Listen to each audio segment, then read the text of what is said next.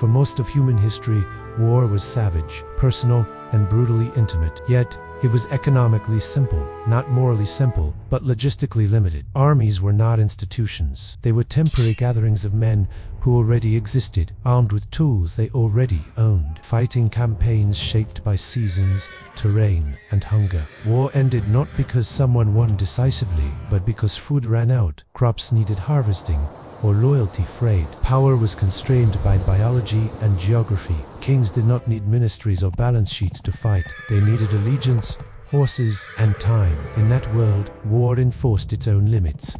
Pushed too far, and armies dissolved. Demand too much, and societies simply stopped cooperating. There was no mechanism to sustain permanent violence, because there was no mechanism to pay for it. That balance did not collapse overnight. It was dismantled slowly by a substance that seemed unimpressive at first. Gunpowder did not announce a revolution. It crept into Europe quietly, arriving as crude cannons and unreliable firearms that sell. Many elites dismissed as noisy novelties, but gunpowder was not important because it killed knights. It was important because it destroyed the economics of cheap war. The cannons changed siege warfare immediately. Stone walls that had stood for centuries could no longer guarantee safety. Fortifications had to be redesigned, lower, thicker, angled, and that transformation was not heroic. It was expensive. Engineers replaced masons. Materials multiplied. Construction timelines stretched into years. Defense itself became a financial undertaking. Firearms changed armies in a similar way. Training a knight took a lifetime. Training a musketeer took months, but only if a state could afford weapons, powder, standardized supply, transport, storage, and constant replacement. Battles were no longer decided by what soldiers carried. They were decided by what states could deliver. This is the moment war stopped being local. It became industrial. Before the Industrial Revolution ever arrived, feudal levies faded, standing armies emerged. Soldiers were no longer farmers who fought occasionally. They became professionals who needed regular pay, even when no battles were fought. Armies no longer disbanded after campaigns. They waited, they drilled, they consumed resources. Every day they existed, victory shifted away from courage and toward endurance. Whoever could keep paying stayed in the fight. That single shift began the centralization of power. Local lords could not afford cannons. Small kingdoms could not maintain fortresses or permanent armies. Feudal obligations were insufficient for continuous war.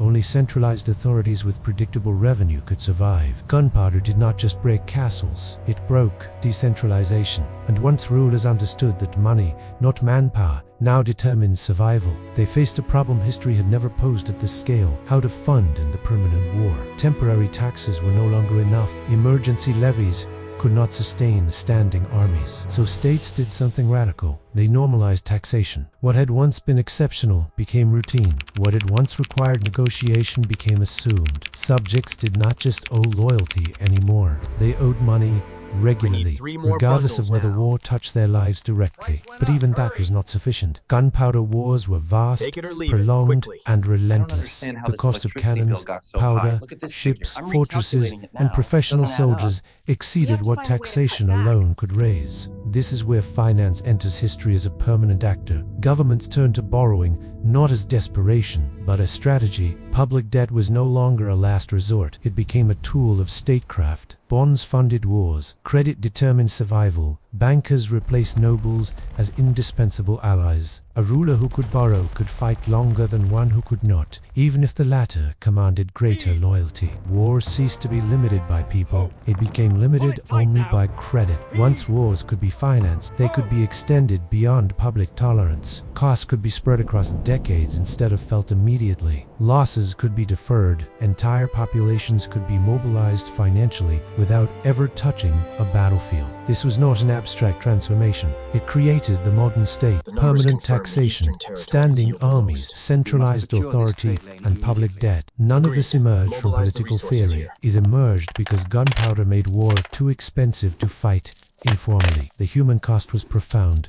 Taxes rose, wages lagged, inflation eroded savings, debts outlived kings, and were inherited by generations who never consented to the wars that created them. And yet the system endured, not because it was fair, but because it worked. The gunpowder rewired the cost of war, and in doing so, it rewired the relationship between money and power itself. Once war became a permanent expense, states encountered a dilemma they could not solve openly. Raising taxes high enough to fund continuous militarization to risk revolt. Borrowing endlessly risked default. Cutting military spending meant falling behind rivals who were still investing in firepower. So governments changed how the cost of war was experienced. This is where inflation becomes structural, not accidental, not modern, but systemic. Inflation had existed long before gunpowder. Ancient rulers debased coins in emergencies, clipping silver to survive crises. But those episodes were short and dangerous. Pushed too far,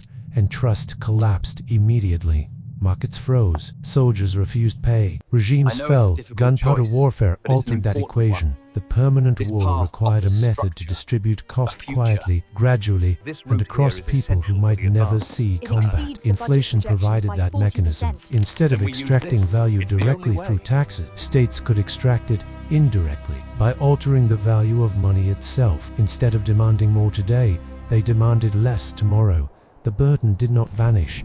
It dissolved. Before gunpowder, inflation addressed emergencies. After gunpowder, it helped manage systems. Cannons required constant replacement. Powder spoiled. Fortresses demanded maintenance. Armies consumed resources even in peacetime. Taxes could not keep pace. Debt bridged the gap, but debt required repayment. Inflation quietly solved that problem too. As prices rose, the real value of past debt declined. Governments learned that modest inflation reduced the burden of old wars without explicit default. The creditors were repaid nominally, but with diminished purchasing power. The backlash was muted. The process was invisible to most. War, financed this way, became politically survivable. This is why inflation persists in gunpowder-era states, not hyperinflation. That still destroys regimes, but steady erosion, enough to relieve pressure, enough to buy time, enough to keep the system functioning. And once this logic takes hold, it does not remain confined to war. Military spending becomes permanent. Debt rolls forward. Inflation becomes tolerated, even expected. Financial systems evolve not to eliminate these pressures, but to manage them. This is the deeper legacy of gunpowder, not merely bigger wars, but financialized wars. Violence no longer required immediate consent. It required liquidity. Political resistance could be outlasted. Costs could be postponed. Sacrifice could be generalized rather than targeted. People who never fought still paid. Savings lost value quietly. Wages lagged behind prices. Entire generations inherited obligations created by conflicts they never voted for. This is why modern states feel so durable. Today, warfare is no longer constrained by manpower. It is constrained by budgets. Aircraft carriers, satellites, cyber systems, logistics networks, these are financial commitments, as much as military ones. Just as in the age of gunpowder, the decisive question is not who fights best, it is who can afford to keep fighting. Restraint rarely comes from morality alone. It comes from cost. When cost is absorbed, deferred, or disguised through finance, restraint weakens.